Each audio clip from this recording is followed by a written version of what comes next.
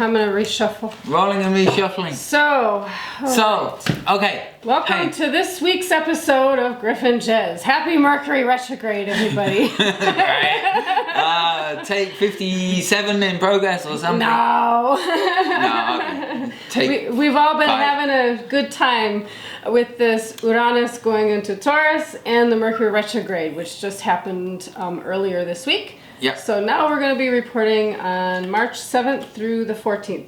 Otherwise known Pi Day. Yeah, that's the one. So, okay.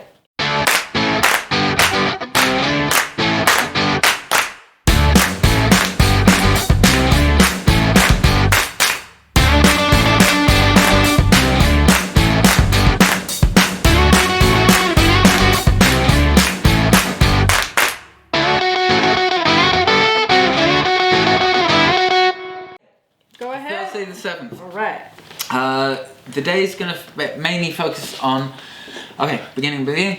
It's all set for Phoenix, Arizona times and house interpretations. For your part of the world, you're going to need to either shift a sign or a house for every 2 hours that you are in a time zone away. Yeah, I know, clear as mud, right? Clear as mud. Happy Mercury retrograde. 3:17 p.m. Sun conjunct Vesta in Pisces. This is going to be in the 8th house, so it's spiritual transformation. It's a very nice one. It's in the decan of the moon, so it's nice and loving and supportive. Yay! And it's also very close to Neptune, so there's still compassionate, dreamy feels going on.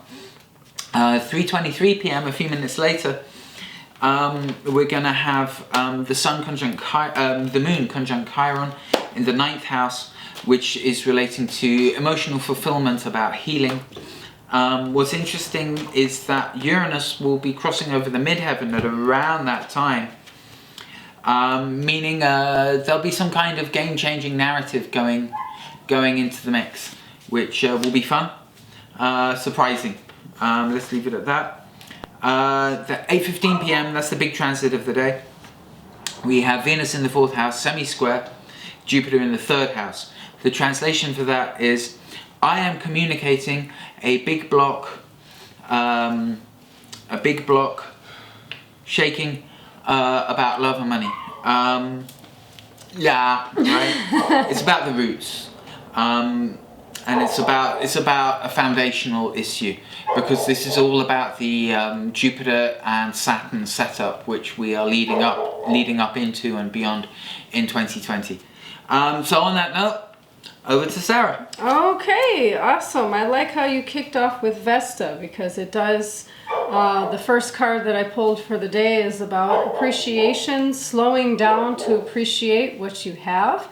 Always a really nice thing. So especially on this waxing moon, those of you out there already know this, some of you, and if not, it's always a good idea to practice gratitude journal, just to solidify some of that appreciation. The ulterior motive kind of is so you can draw more of it to you, more good stuff, but also because you just want to slow down and appreciate what you already have. Probably have a lot more blessings than you really think. Anyway, moving on. Still on the fence about something, versus this versus that decision, big decision making time. Maybe you made up your mind, maybe you didn't, but it's going back towards the appreciation aspect of things. So that's in conjunction with, like, maybe there's a little nostalgia, some memories coming through. Hopefully it's in a good way and you're creating new memories where you can actually enjoy yourself, which is nice. So I think you mentioned something later about shaking the foundations or rattling your cage or something like that. Yeah. Yeah.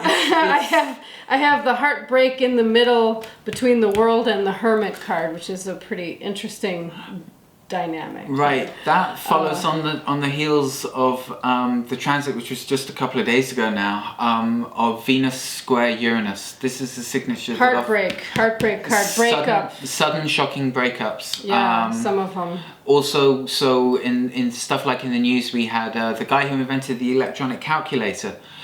He was a very much loved person. He went upstairs.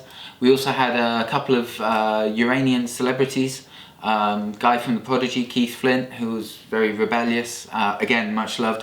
He went and another Gen Xer at that. Right, Yeah. and we also had a couple of people who I know going through relationship issues, sudden, surprising but not unsurprising, if you see what I mean. So yeah, makes this is sense. still processing Makes sense. as part of the Mercury retrograde dynamic. So yeah, and that, you know, that decision, should I stay or should I go, is often the main decision, especially when I see it in conjunction with the heartbreak card. Like, somebody already made up their mind that they're ready to go, exit out of a relationship or something like that, especially when I see that the card of, okay, I want to enjoy life. So if somebody's not having a good time in their relationship and they're ready to end it because of that. So hey, you know, the truth comes out during this time, and if it's not meant to be, it's not meant to be, or maybe you guys can work it out, whatever it is. But the point is, we're going to keep moving forward so we can manifest our wants, needs, desires, and the dreams and the things that we envision good for ourselves. Some of us, versus the time, like, are we getting enough time to ourselves to contemplate these things and to meditate fully and completely? Hence the Hermit cards. So yeah, yeah. Three of Swords, right?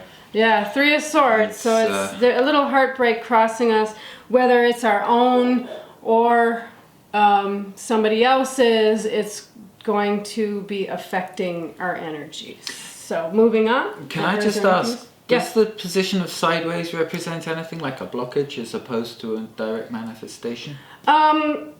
Yes and no. In this particular case, I feel that some of us kind of know about it, and we're kind of half expecting some of these events to occur. Like you mentioned before about like breakups that you knew about. It's like everybody kind of knew that this was on the table, that this was going to happen, and now it kind of finally happened. But it's still shocking and surprising. Stuff like that can also be a release. Yeah. Uranus is the in a good liberator. way. In a good way. So, you know. So anyway. I get a picture of that so I don't forget. All right, moving on. Okay. Friday the 8th, we have quite a lot of moon transits. It's all very supportive and stabilizing. The final one is the main aspects of the day. We have the North Node semi-squaring Juno. The North Node is going to be in Cancer, I believe. And Juno is going to be in Gemini. North Node is a making your own destiny, and it's going to be in the 9th house, so this is about spiritual issues. And Juno is in the 7th house, which is to do with partnerships. Now that that Juno in Gemini in the 7th, this ties in with that thing we were saying the other day about light-fingered partnerships. Gemini, they can give to two, as they say. It's like the Two of Pentacles energy. Or night and day. Like one moment, moment, oh, happy, and the next moment, raja, raja, raja. Yeah. So we all know partners like that sometimes. Yeah. So anyway, the thing about Gemini is that they can do two things at once. Now this North Node issue is the 9th house, matters of spirit, making a destiny event happen, and it's once I've broken it down, it's 10:54 p.m. So it's at the end of a long day of thinking about stuff, and it's about, I got down, communicating about destiny manifestation.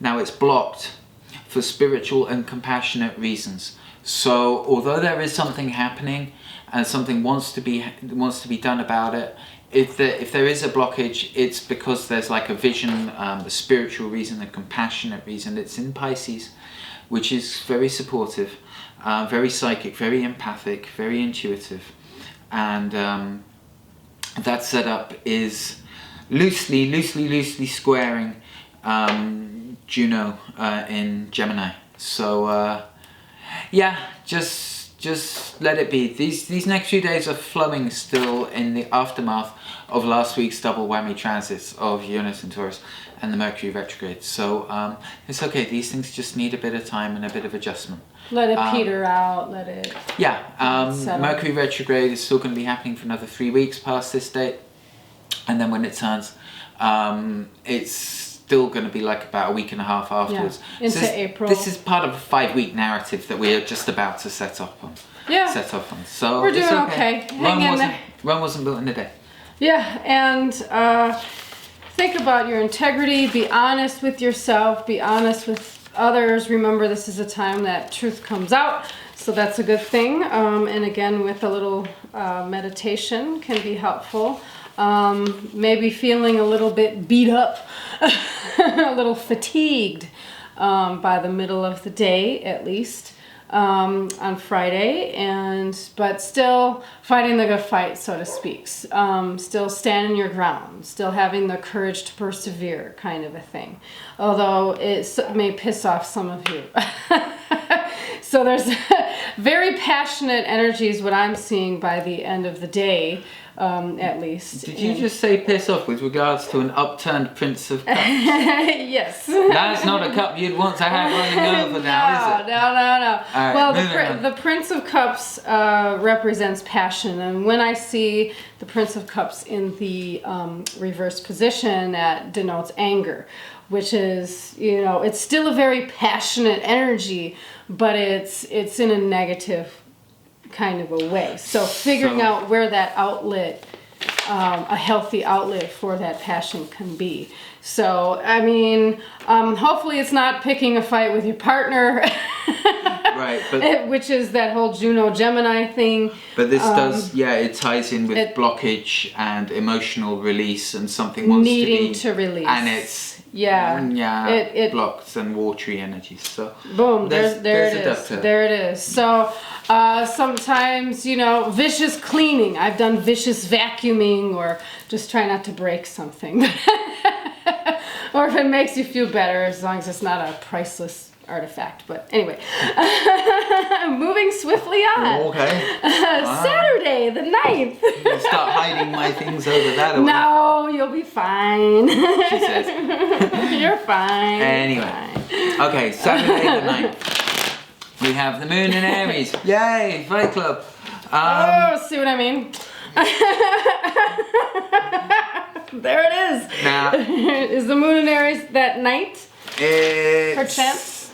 still in Aries. Moon is in Aries. It's fairly firmly in Aries. Yeah, there you go. All right, so we start off the day at midnight. First transit is going to be at midnight. We've got the Sun sextile Saturn, which relates to a sense of nearly there with regards to self-identity and structure, discipline. The big transit of the day is going to be happening at 10:02 a.m. Now this is a very interesting time this Saturday. What we've got is a bit of a manifestation loop opportunity event coming on here. So what I'm going to break it down as is by saying we've got that Gemini Juno is now going to be in the first house, which is a sense of self and self-identity. I am Juno. It's going to be in the decan of Venus, which is feminine and loving. So I am a loving partner energy will be manifesting in the connection. It's going to be making a 72-degree aspect, which is a quintile, which is the ability to basically make of it what you will. If you get given, you can it's a transmutable one, basically. So it's quite a powerful one, and it relates to Mercury retrograde in the 11th house in the decan of Pluto. So Mercury, communication, higher mind. Decan of Pluto is transformation, the underworld. The 11th house is friendships. So these two aspects is melding the two together. We've also got Venus and Hopi on the midheaven, which means that an element of saw it coming, knew it was going to happen, told you so. But in a very grand, epic scene setting, and in a very nice way, because it's Venus, it's fortunate. Now, that's all happening at 10:02 a.m. and it's transformative, it's creative. We have Uranus on the midheaven. Sorry, that's later on, that's part of the other bit. So what we got is a shocking nice thing manifests relating to partnerships. Now this makes a kind of a time loop relating to something that's going to happen on Sunday, and the thing on the Sunday, which will be happening at 5:14 p.m, relates to the day job, pets and travel, public image and career. So basically this 10:02 a.m. on Saturday is like your input of energies that will be dropping in, and the result output will be happening at 5:14 p.m. on the Sunday evening. Now, so what you put in the morning is whatever, the two events will be somehow related, is all I'm really going to leave it at, because I'm just going to leave it at that. But the two events, 10:02 a.m, they're about something manifesting relating to partnership, communications, transformative communications, nice partnerships. Something surprising manifesting into your reality bubble is going to somehow link to something that's going to be happening on 5:14 p.m. on Sunday evening. That being something relating to the day job, pets or travel, because it's 6th house stuff, public image and career. Now the 5:14 p.m. transit, I will talk about later, because we got to finish up with the tarot for today. Unscripted, can you tell? Raw and real. Right. Thank you. It's all good. Pay attention to the choices that you're making, especially in the morning. So that's interesting that it ties in. Mind the addictions. Oftentimes it manifests as like smoking and drinking, but it's not always. Many of us are addicted to Facebook or social media like that. Sorry to single you out, Facebook, but social media, or something like that, or just, you know, drama in this particular case. And oftentimes the two are tied together.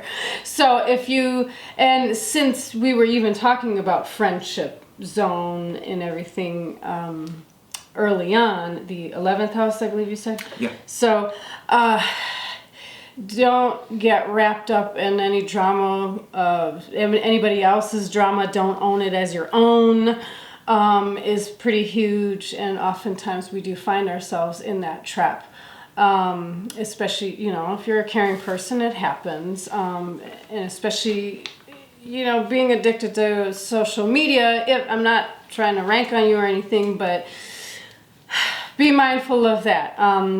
And because I am seeing the 5 of Wands and I am seeing the addiction card side by side here in the spread. So choose not to get involved in just drama and wrapped up in other people's business or anything like that. Okay, otherwise it could cause conflict later in the day. So if you're choosing to do that in the morning, by that 5:15 or whenever it was in the afternoon, evening, that could be manifest that way. Or if you choose to go down a different path and do something a lot more emotionally rewarding, then you will avoid the drama. Okay, so heads up, there's a warning there.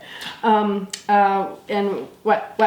One of the things ties in, that thing about the drama and thing, 2:52 p.m. on the Saturday, we have the moon square the north node, which is an opportunity to manifest a karmic event with relations to emotional well-being, or the lack thereof. So in other words, 2:52 p.m. has a potential. I didn't look into it too deeply, but there is a minor potential for there to be a potential upset around then. So, okay. Yeah. Anyway, so depending what you choose in the morning, you can avoid that. Yeah. The main Choose thing, wisely. main thing is Saturday morning and Sunday afternoon are linked.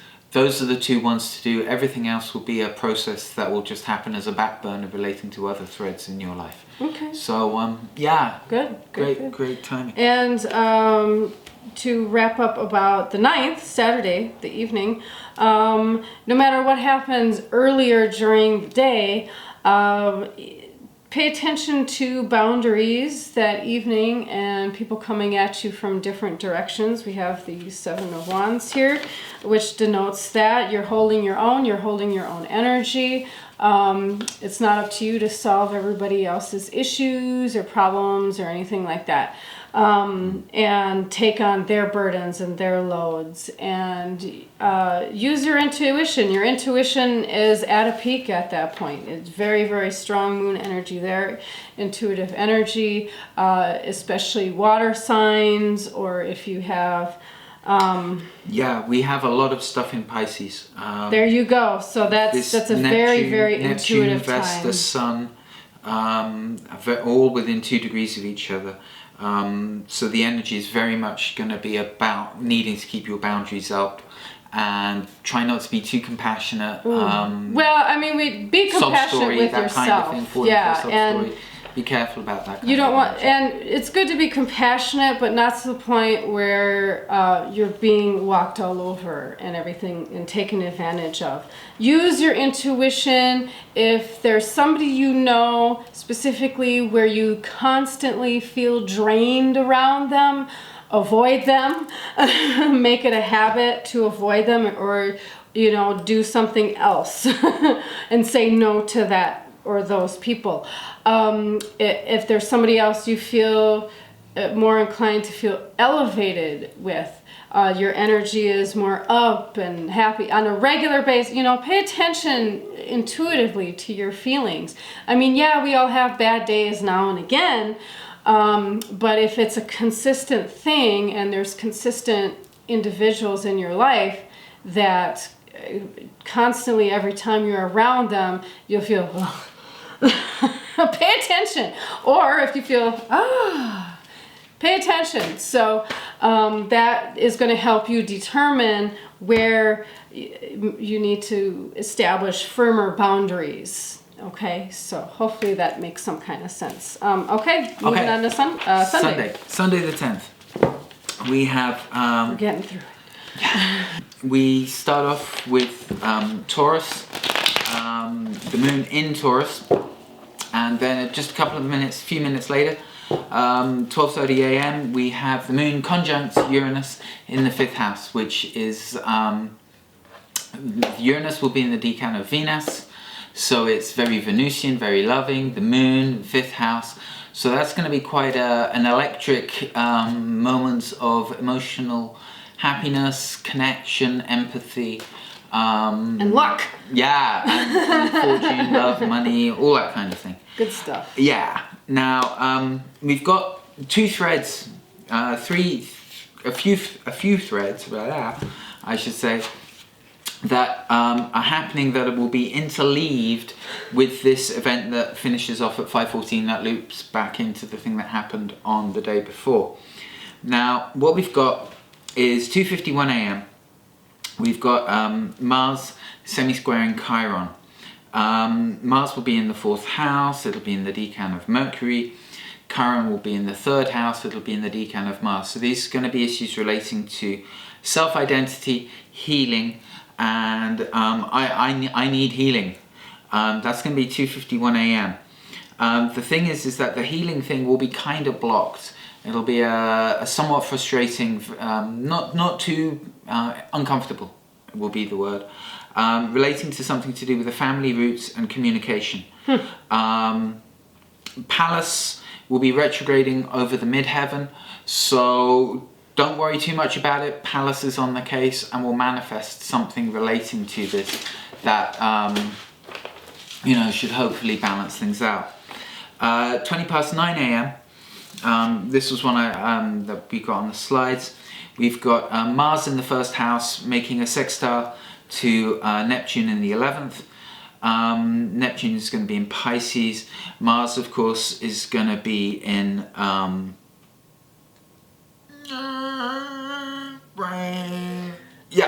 Taurus. There we go. 16 degrees Taurus. It's going to be crossing over the ascendant. So long-term action. This is going to be, manifesting, making something happen. But because it's a sextile, it's like a nearly. And it's all this retrograde action. Yeah, well, that's the Mercury retrograde. Exactly. But the point is that that's going to be an introspective action which will be manifested. It's a sextile, which is a nearly. So the result is going to be a few minutes later, 9:26 a.m., which is going to have the South Node will be dropping over the midheavens. This is a past life karmic event coming back. Something's going to come back to haunt you, good or bad. That's going to result with something being manifested, and it's going to be like being in a friendly game, a friendly situation. You're in the game, but you're not in the game to win. It's about the playing of the game, sort of thing. That's 20 past 9. Not if you win or lose, but how you play the game. Right. Then 4:49 p.m., which is somewhat related to that issue. We have Saturn in the 5th house in Capricorn, which is going to be in the decan of Venus. So this is going to be supportive, loving, caring, structure, discipline, things, making a sextile, which is another one of these nice but nearly elements, with Vesta, which is going to be in the 7th house, which is partnerships, in the decan of Pisces. Now, because Vesta is going to be so close to Neptune and all of that, Neptune is dreamy, illusory, somewhat culty, escapist, yeah. So the thing there is that fun, loyalty nearly happens as an idea, but nothing really major happens of it. So half an idea. Now, anyway, 5:14 p.m. That's when we have the loop back to that stuff we were talking about that was happening on the 9th at 10:02 a.m. And that's going to be a nice one. That is going to be Venus in the 6th house. Venus is going to be in Aquarius.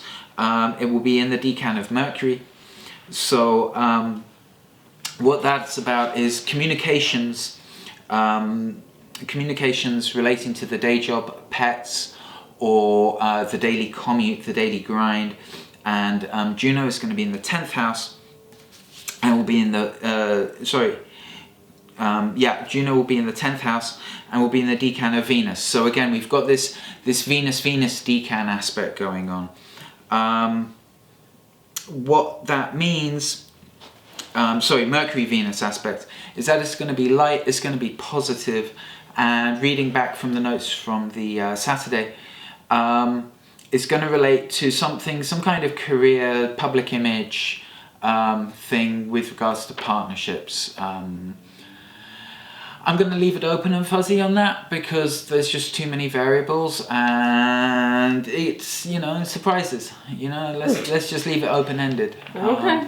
Because expectation leads to disappointment, right? Okay. Okay. Interesting you bring up partnerships again, because we have the 3 of Pence reversed. So it's teamwork versus independence. And foundations. Are you building strong foundations at this point, especially if there is partnerships? Remember, again, we're at Mercury retrograde, so if you happen to meet somebody recently, you don't want to start a brand new relationship during a Mercury retrograde time. Or any retrograde, really. Yeah, well, it's challenged, we'll say. Well, yeah. And it's challenged. So it's not the ideal time to do it. And although I am seeing the 9 of Cups in the middle sector of the day, which is really nice, because that's about this particular deck, it's about shared happiness. You see the 2 figures there, and they're having a good time, and it's a pretty happy vibe, and that goes back to Vesta and the home, and home, hearth, and partnerships, good vibe feelings. He mentioned discipline and boundaries, and family, so that's interesting. We have the Mother card at the bottom of a few other aspects here going on towards the end of the day. So it almost, this is kind of funny. It almost literally says there are some secrets you need to keep from your mother so you don't make yourself crazy. So, some things are best left unsaid to your mom by the end of the day. That's okay. She doesn't need to know everything. So we were also talking about boundaries and discipline and nurturing some of the good things that you have going on in your life as well. So yeah. And kind of a nice way to end the day. You don't have to, there's the potential for going a little nuts. There might be a few things in the back of your mind to make you a little crazy, probably, about going back to work or whatever it is. We're talking about the daily grind. But it doesn't have to, okay? It doesn't have to. So again, boundaries, know when to tell yourself no about who you want to tell what. And if you are devising secret plots and schemes, especially if it's something that you wanted to change long term with all these Taurus aspects going on, you don't necessarily want to tell the mother-like figure in your life or certain individuals there. So yeah, maybe you just need to listen to what she has to say. Maybe it's something as simple as that. Or on the flip side, it could be maybe she's telling you a family secret that you didn't know about. Hopefully it's a pleasant surprise. So there you go. Okay. Moving on to Monday. Monday the 11th. Monday the 11th. We have the moon still firmly in Taurus. 6:55 a.m. We have an aspect of Venus in the first house making a sextile to Ceres in the 9th, which is going to be the vibes of supportiveness. Again, Ceres relates to a nurturing mother energy. There it is again. But awesome. here's the plot twist. 14 minutes before, we have Jupiter dropping over the midheaven. So there's going to be some kind of sense of justice coming into play here. Obviously, you know, if you're asleep and you sleep through it, well, okay, that happens, you know. But if it does happen, that's a nice one. That's Phoenix time. If you're across the drink, it could be going on then. In the afternoon or something. Yeah. All right. So big transit of the day is 1 p.m. We have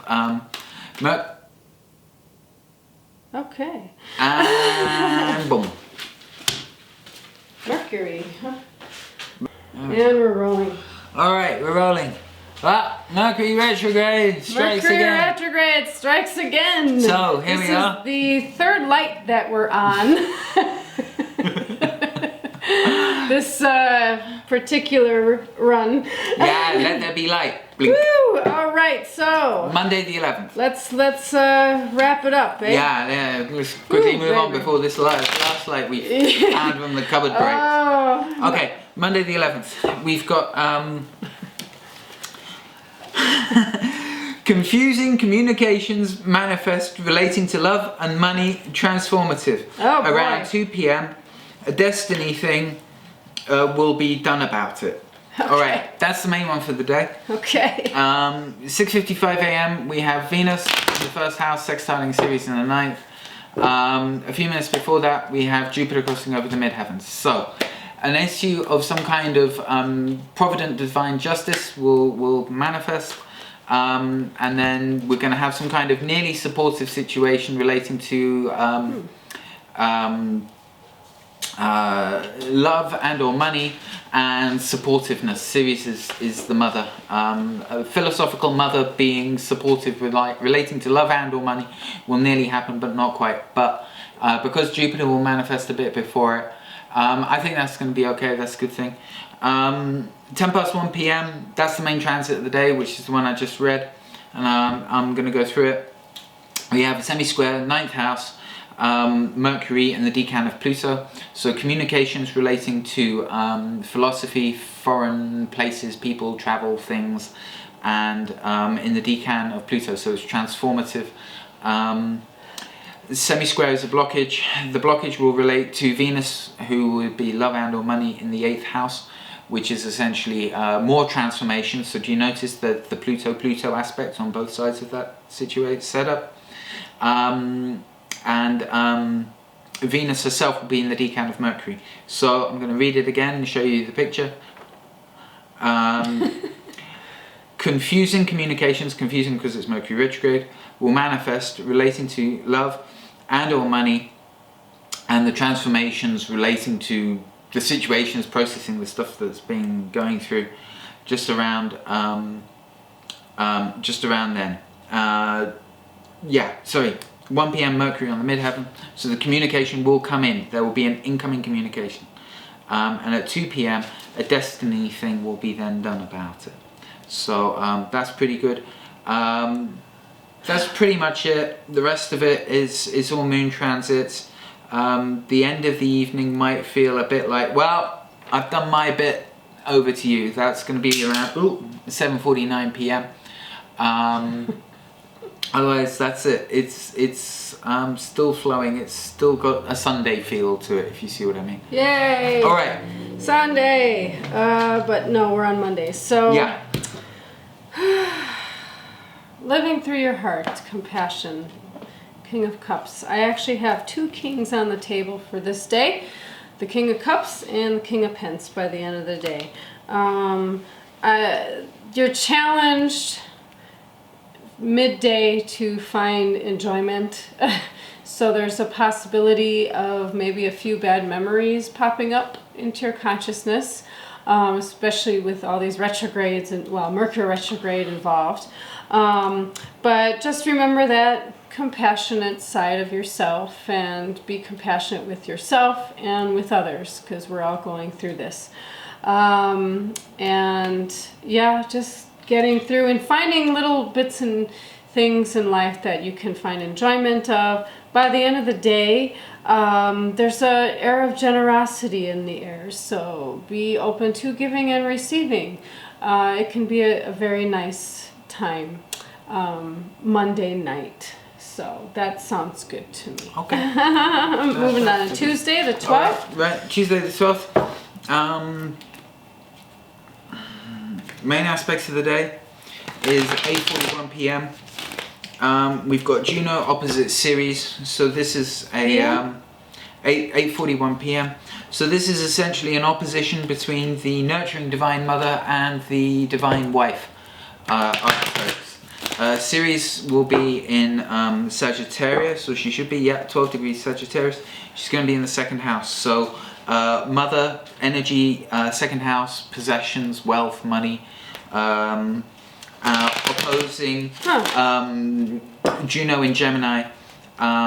What's interesting is that the moon will be in Gemini then, in the 8th house. So one of the ways this could manifest as being would be a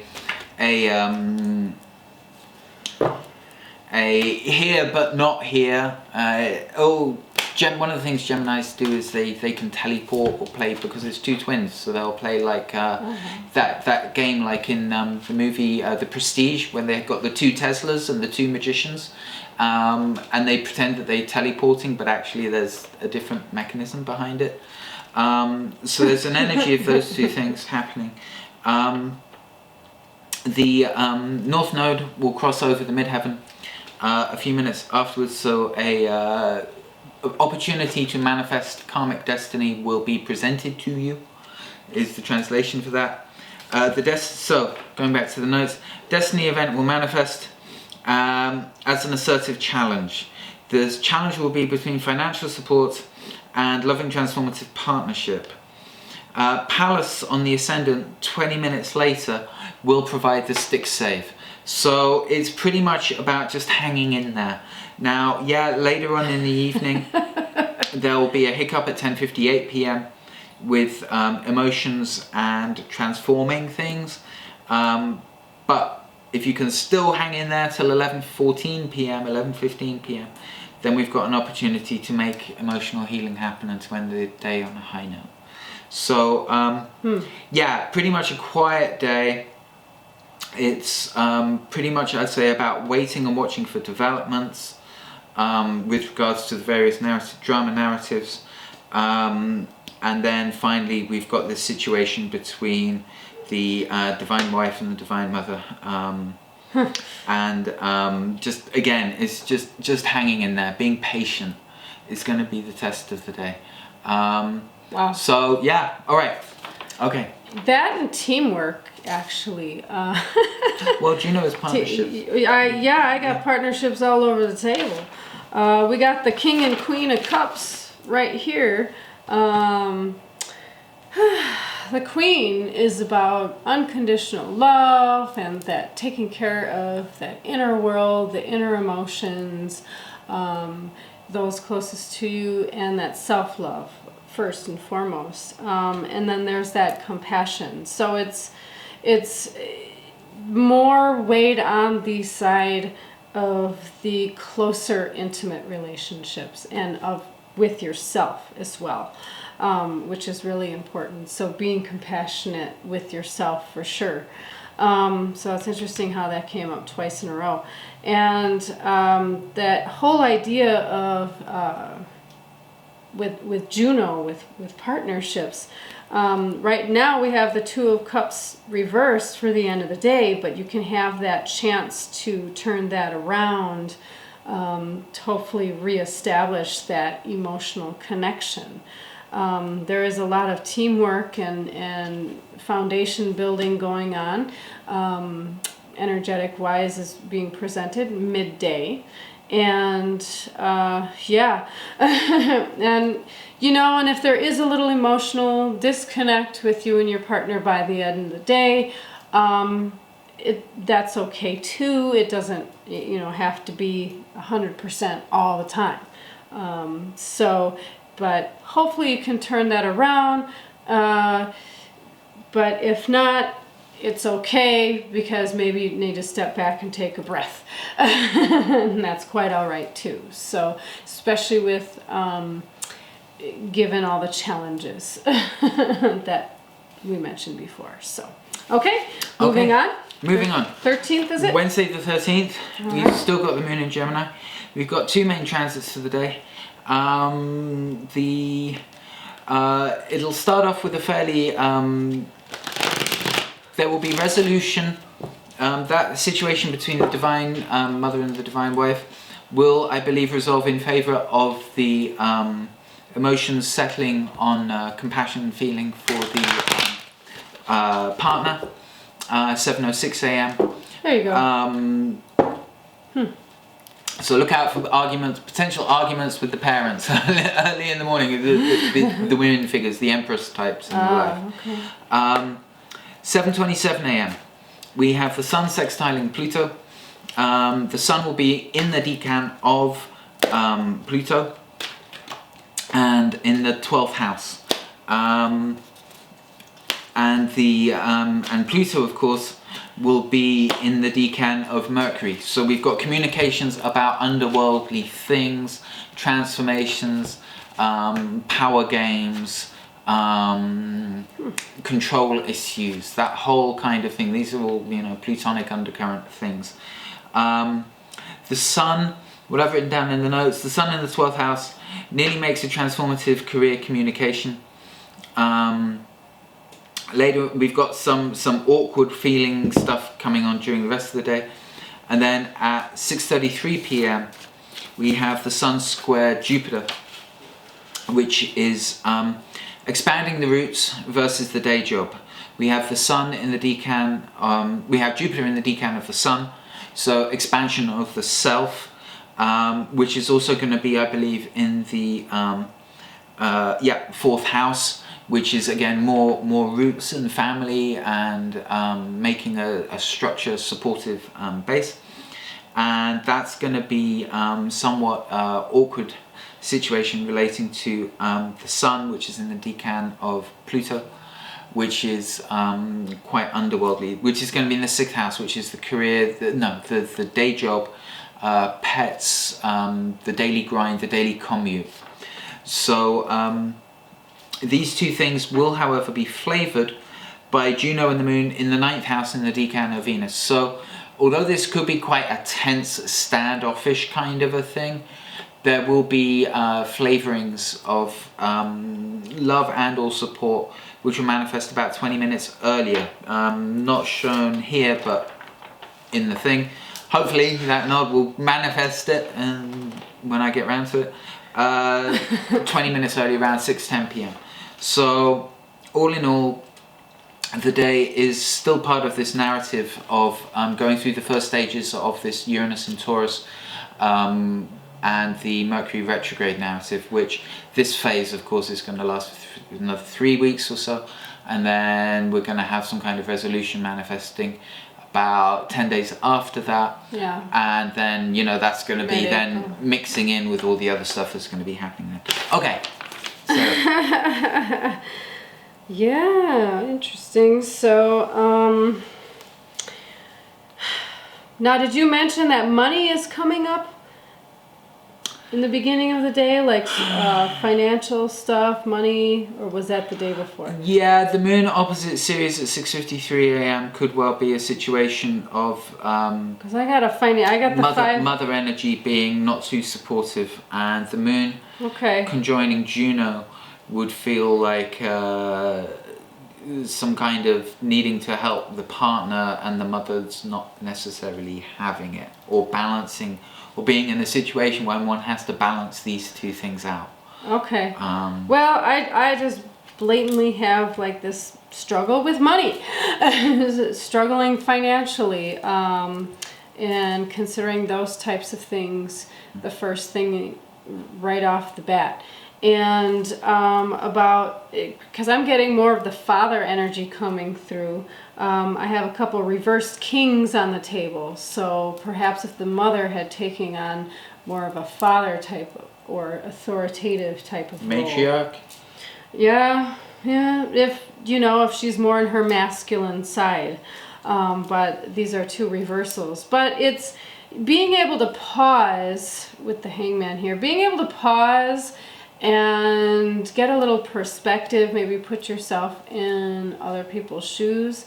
And it's also a good time to reflect and rewrite your story, revise, re-edit, with the King of Swords being here. Reorganize your thoughts, reorganize your paperwork. Flip the script.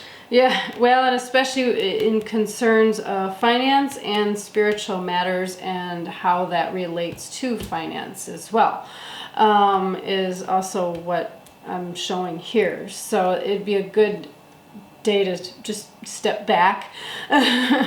There's also an element of counting your blessings, maybe readjusting some of the stuff we talked about last week with the Magician, is what you're communicating. What are you communicating to the universe? Remember, it's still a waxing moon, yes? So we're still in this waxing moon phase. So are you effectively communicating to the universe your true wants, needs, and desires, or are you still communicating to the universe this lack idea? So that's definitely something to consider there. That's all here in the cards. Also, the spiritual community, where is that at in your life? Are you a leader in your spiritual community? Are you amongst others where you're all considered leaders, kind of a thing? So this is a thing. And reaffirmations, we also talked about that last week. So this is kind of a thing of the glass is half full. It's not half empty. Yeah, so if you've been telling yourself it's half empty all the time, I'm poor, I'm broke, I'm struggling, I'm this, I'm that, especially like finances, definitely time to rewrite those affirmations. Rewrite the story of what you're telling yourself. And also considering, where's that leader within you? Does a leader talk like that about themselves and to themselves? No, or to others. So that's that pause and that perspective. Little enlightenment with that. So hopefully by the end of the day, you can turn it around as far as what are you communicating to yourself, to the universe. Is this really what you want to manifest? Okay. If it's not working out that way, time to readjust. So that's one advantage of the retrograde. Okay, last but not least, we're on Thursday, right? Thursday the 14th. Pi Day! Yeah, Pi Day! Right? What we got is 2 big transits coming up on that day. The first one is 3:02 a.m. I'm going to skip all the stuff about the decans and everything else. The translation is basically it's going to be standing up for the underdog. A few minutes earlier, there'll be an action relating to loyalty in love and or money, relating to self-identity of the roots.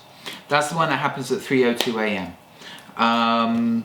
It's a first quarter moon, which is the peak of the waxing thing, so that's kind of interesting how that's going to be happening. The moon is going to be going into Cancer at 2:49 p.m. so it's going to be a little bit more concrete and real and nurturing and supportive emotional energies. And then finally, for the major transits of the day, 6:49 p.m. we have the Sun conjunct Mercury. This is both in Pluto, but because the Sun will be conjoining Mercury, there will be and Mercury is the communications might go bust. There's a thing called Kazemi and combust. Be very careful about the timing, just trust it on serendipity. But there's a possibility that the communications might get overcooked, especially because it's about transformation and power structure issues. So just be uplifting. Be mindful of that, because it could lead to heartache there. Right, now it's very nearly in the 7th house. So, and because of the location of it, you could consider it as being the 7th house, which is again partnerships.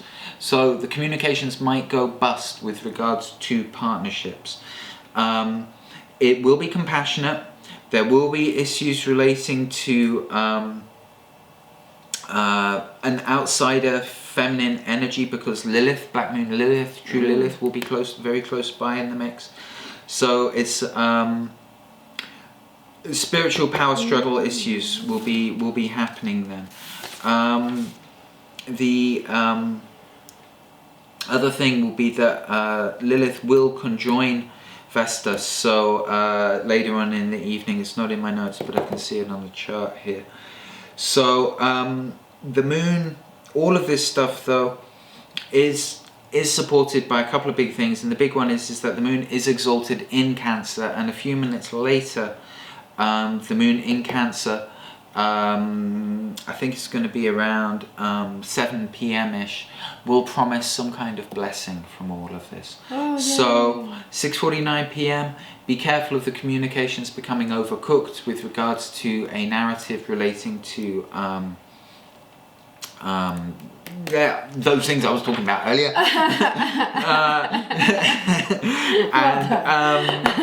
And just remember that there is the promise of blessings coming in and manifesting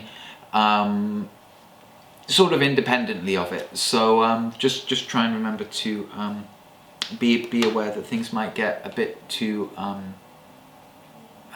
dynamic, a bit too over communicating. Right, I'm repeating myself. That's it for the week from me. And now we're on to Sarah. Okay.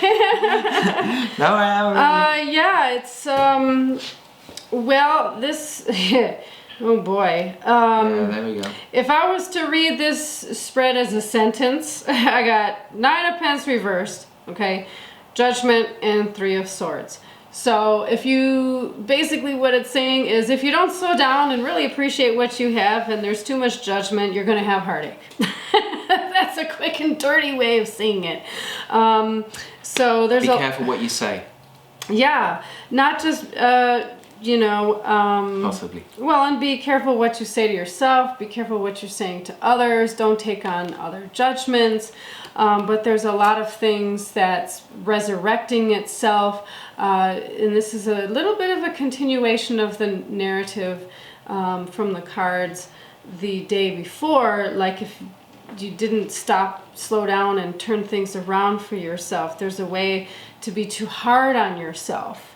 or allow others' judgments to infiltrate how you feel about yourself, if you feel impersonal, or you being too judgy, and whatever it is, it can lead to heartache, okay? So turning that around and being able to slow down and appreciate what you do have and all the things that you have worked for and everything is really important. Yeah, the Mercury Sun conjunction thing in the Pluto decan, that could, if the things have been set up right, could result in the possibility of a Lazarus occurring. Communication from someone who you thought was gone. That is another way of looking at it, or it could relate to communications with someone who was gone. Yeah, that resurrection. Or relating to someone who has gone. So there are different interpretations of it, but the presence of the Three of Swords indicates some degree of sadness or regret. Well, that heartache, yeah. Exactly. So, it's like, oh, you're right, maybe I said the wrong thing, or, you know, like by the end of the day. So if it is somebody from the past, but you know, remember again, this is Mercury retrograde, a time to resolve things. So if blast from the past does reappear, there's obviously some closure that needs to be had. There's something that needs to be resolved. So Three of Swords on the positive side of it, because it's a heart and mind thing, where you're processing. Perhaps there was some unresolved heartache that needs to be processed. And finally you get the opportunity to do that. So it can be a good thing too. Okay? Okay. Yeah. Right? Yeah. Okay. There you go. That's it. There we go. Thanks for watching. Thank you so much. And enjoy the Mercury retrograde like we've had all the busted lights and everything. Just hang in there. We're not exempt. As above, so below, right? Oh, all right. Thank you for everything. Take care. Take care. See you now. Bye. Bye.